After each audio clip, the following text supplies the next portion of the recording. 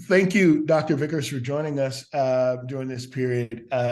I couldn't think of anyone else better to be able to highlight during not only this month, but just highlight in general of folks who've made an impact on the field of cancer, particularly folks who've made an impact on young people. Um, I was thinking back as a surgical oncologist and thinking about not only your role now, but the roles that you have had over your history. Um, and given the fact that this is Black History Month, I wanted to open up with a question, and that is, what has the impact of folks like Jack White or LaSalle Fall or Harold P. Freeman? What has those folks' impact had on you in the way your career is either gone or the way in which you're thinking about how you want to make an impact in the field of cancer? Yeah, thank you so much, Robert, for that question. I would say, like many things in America as it relates to Black history, um, most of our lives have been a part of actually achieving our dreams, but overcoming society perceptions and limitations that have often been placed on us by incomplete narratives.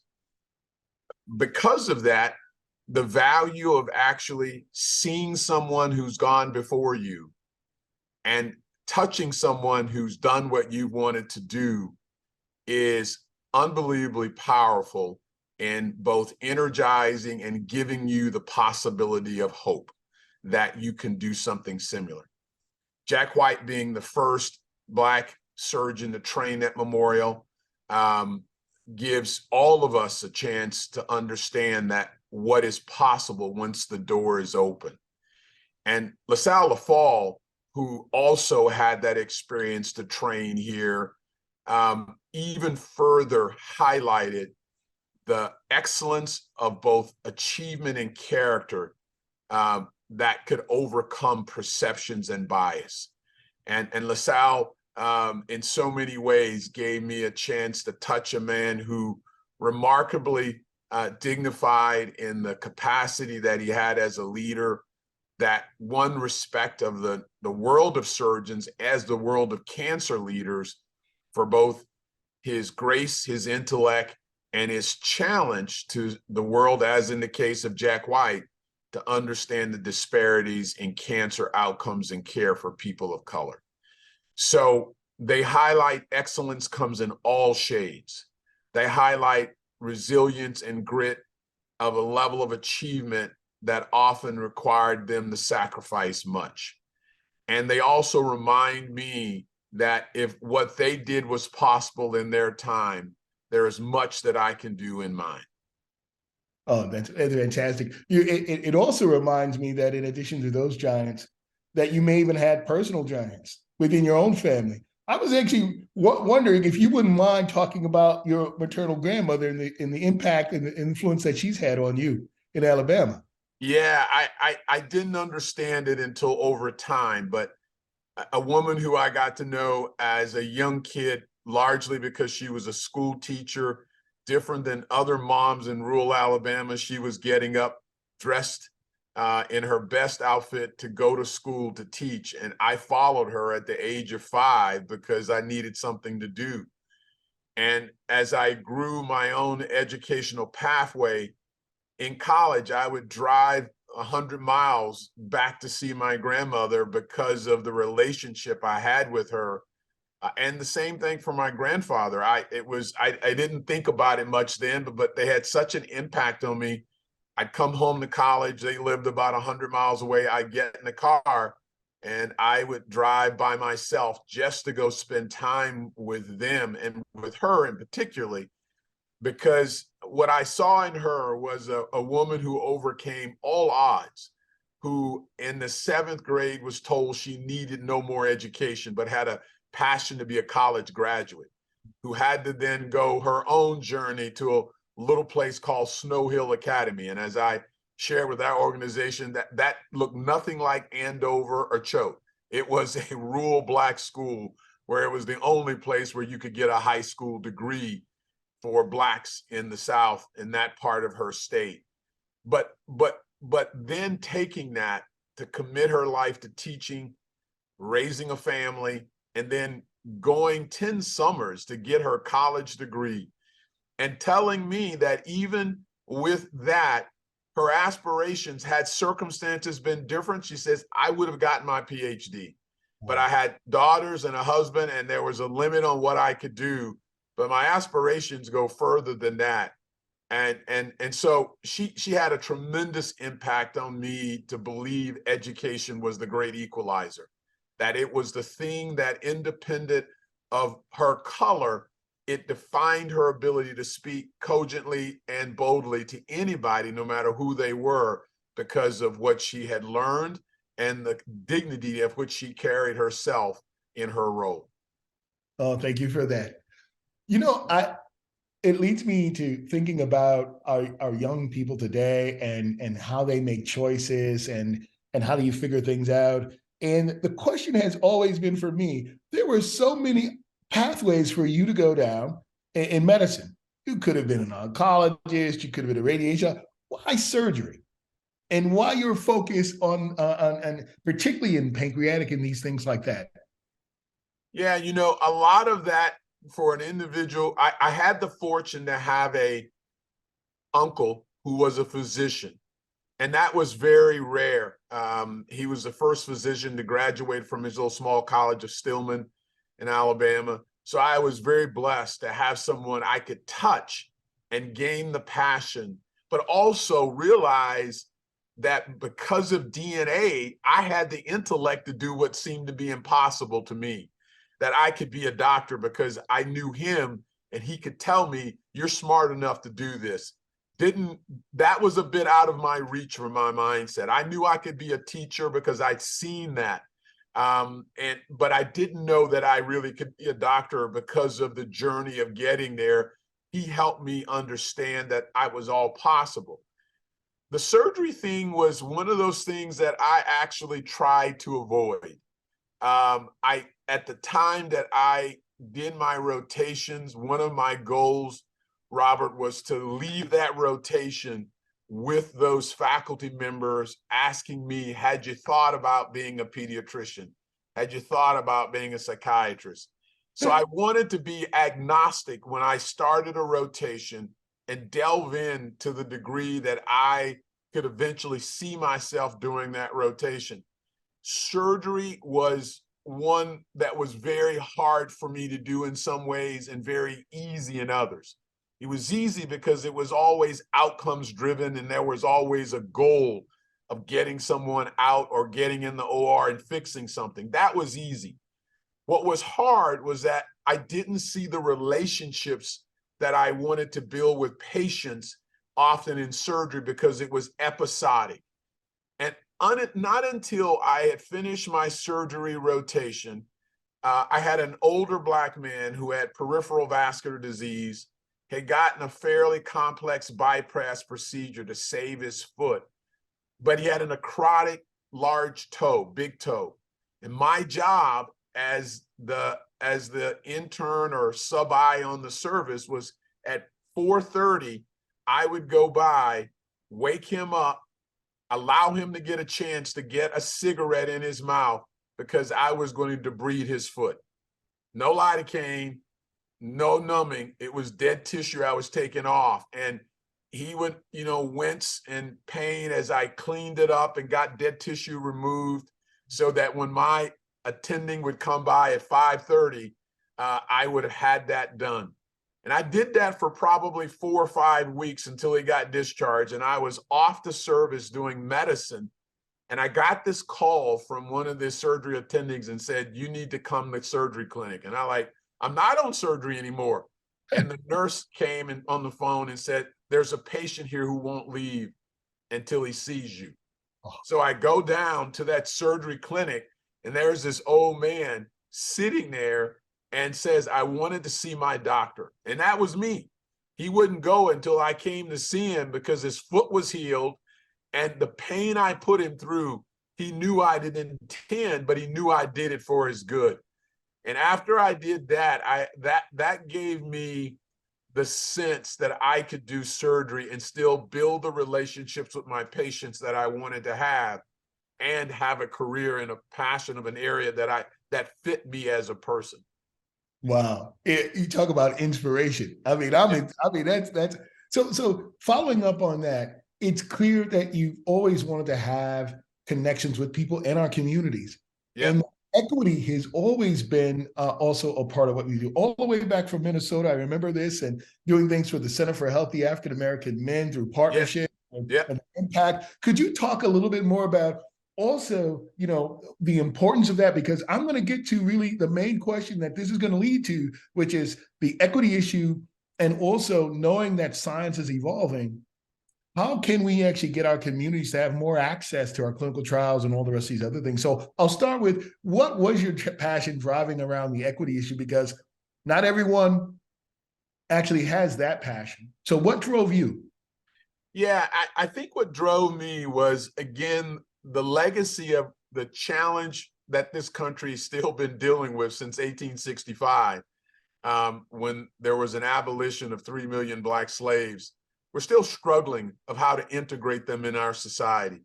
Yes. We had an opportunity, and then we created a sort of a surrogate, if you would, slave system and caste system that continually created the second-class citizenry for people of color. And that's been pervasive in several things that we deal with across the landscape of economics, education, and certainly not the least of them, healthcare. I saw that strikingly in the South because of poverty and access. And as you know, disparities didn't occur really until issues of opportunities were presented. The classic example, before mammography existed, Black women died at the same rate as white women because there was no way to detect it early and there were no treatments for anybody. But you now advance both therapies and early detection, then the haves get access and the have-nots remain, unfortunately, in the status they were before. And so you see the gap grow. And that's whether you're in Alabama, Minnesota, or New York, those principles still exist.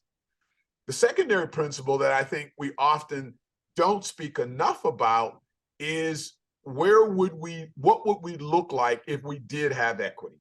What would it look like if we didn't have disparities? And what might that mean for everybody? I think you as well as I know that when we improve disparities for people, particularly no matter what group they are, whether they're poor Appalachian whites or Blacks in urban or rural areas, you actually improve the care for everybody. When you resolve those issues related to access, targeted therapy, inclusion, you make the system better than everybody.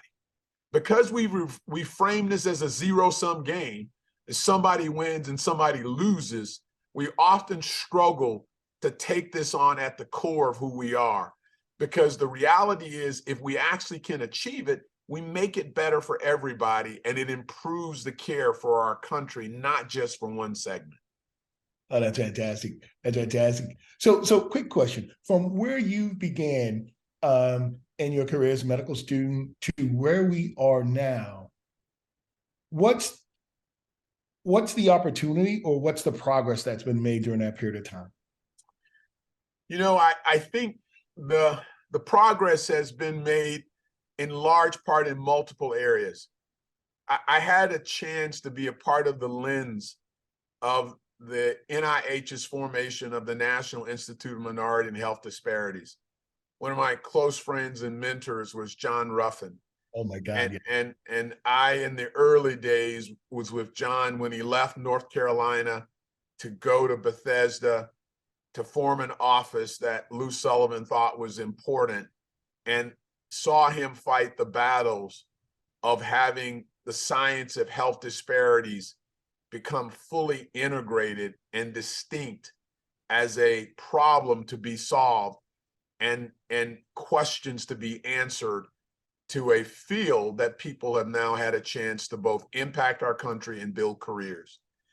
And looking back where I began, this was not even perceived as something to be addressed.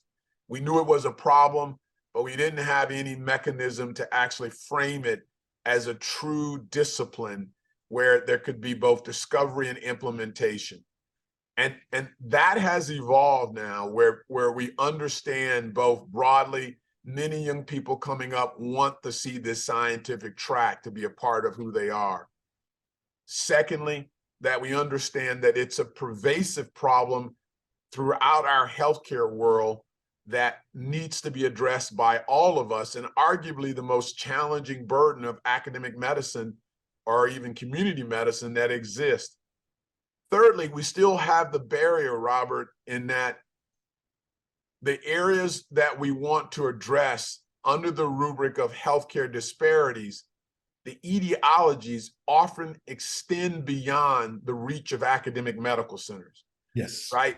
It's the conundrum when you get an R01 to look at breast cancer or pancreas cancer at a gene mutation, a new canonical pathway, non-canonical pathway.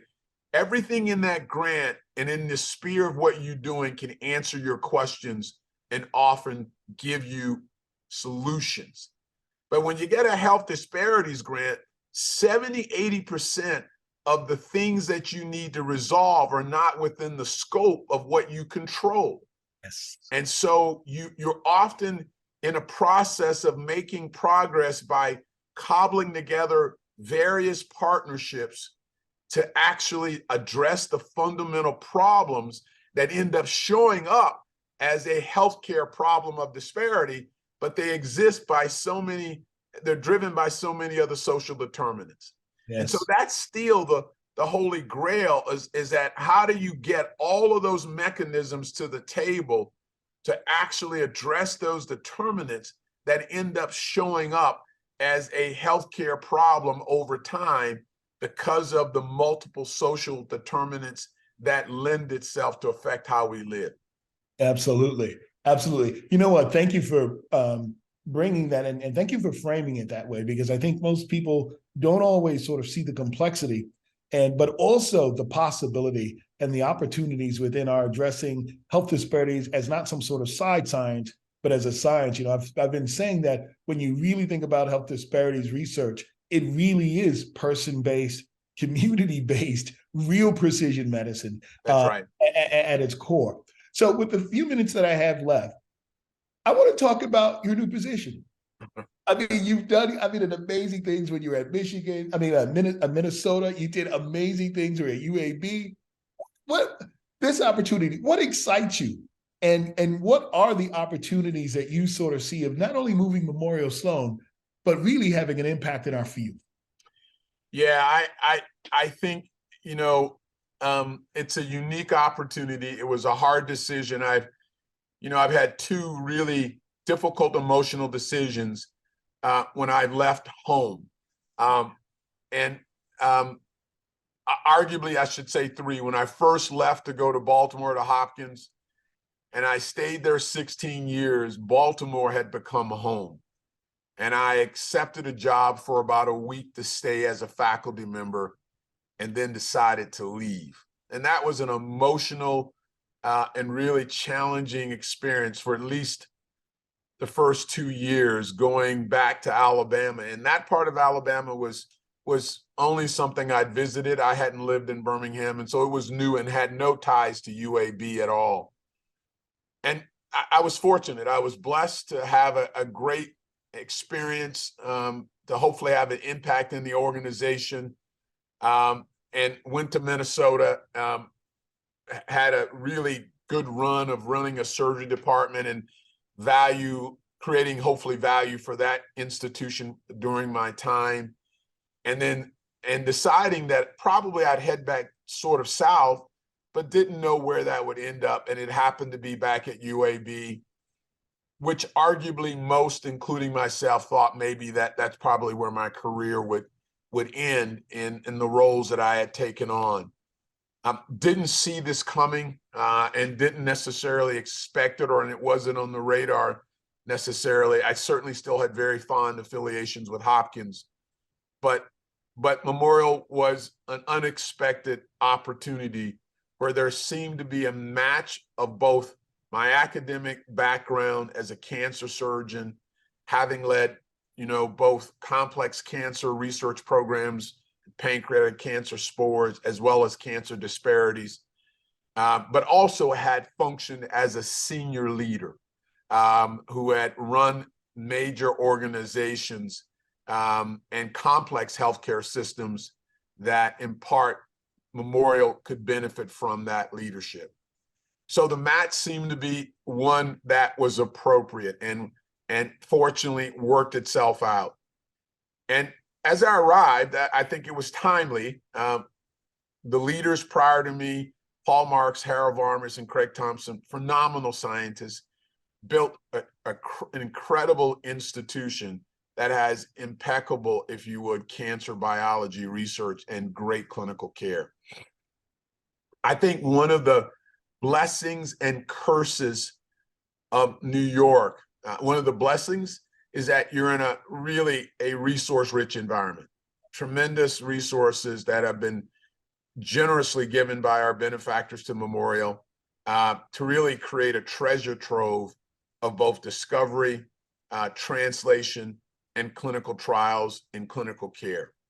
One of the blessings, one of the curses is that you can get isolated just doing stuff in New York, right? You got, you can go 50 miles in the circle and you got 35 million people and you can get locked into that being the world. And so I've said, my broad vision for Memorial is to continually grasp at being the world's authority on cancer and equally continually run after being the cancer center to the world. And I clarify that being both geographically and culturally. Yes. I've said to my constituents, I can go to Harlem and my barber's never heard of Memorial Sloan Kettering Cancer Center. I can go to Coney Island and there are people there who've never heard of Memorial Sloan Kettering Cancer Center. Now I can't drop a dime without somebody knowing in the Upper East Side of New York. But the reality, there are worlds just in the spectrum of what we call New York that don't know us because we've been often seen as exclusive and selective. And so I want to broaden that aperture for the organization because being stewards of the resources that this organization has been blessed to have, there's a responsibility to have others have access to it.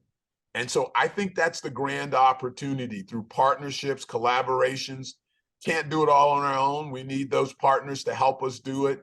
And we need the ability to have a vision that casts our scope broader than just this area where we are, even though there's a large population. Wow. I'm super excited for you. I'm really excited for Memorial Sloan and the people that you'll sort of impact. I know we're coming up on at our time, but I just want to give you one opportunity. If you have any advice, or what's the one piece of advice you would give our young people in a context of as they are looking forward to their careers and trying to make impact? Is there any advice you'd give to our young people? Yeah, I've often shared the story of my paternal and maternal ancestors, and I've written about it in the context of burnout and resilience. And my story is not unique. Every person, particularly in this country who's achieved, stands on the shoulders, and particularly of color, stands on the shoulders of individuals who've sacrificed in some significant way. And I would challenge all of them as you face hurdles and challenges, the mindfulness to understand that your loved ones could never spell the word burnout. That it wasn't in their vocabulary. They had no ability to even think about it. And in many ways, as our ancestor says, that when we face that next challenge, I could be no ways tired. And so I would encourage all of the people who are fostering and making their moves for their careers, continually be resilient, which really in the mathematical terms means the ability to take on an obstacle or a impediment without having it leave a permanent defect. Only makes you stronger to move forward. That's awesome. This is the end of our interview, Dr. Vickers, and I just want to thank you so much for your time and for being with us, and wish you well. And again, I'm really super excited for everything you're going to do.